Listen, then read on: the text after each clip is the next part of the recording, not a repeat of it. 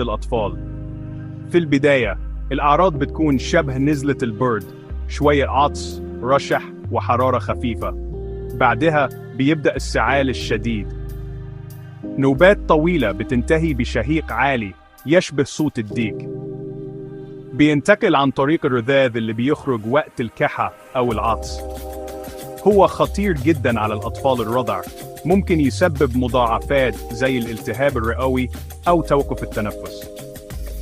الوقاية بسيطة، التطعيم هو الحل وبيتاخد ضمن جدول التطعيمات الأساسية. ولو الإصابة حصلت، المضادات الحيوية بتفيد، والمريض ممكن يحتاج رعاية في المستشفى. تابعونا لمزيد من المعلومات الطبية البسيطة.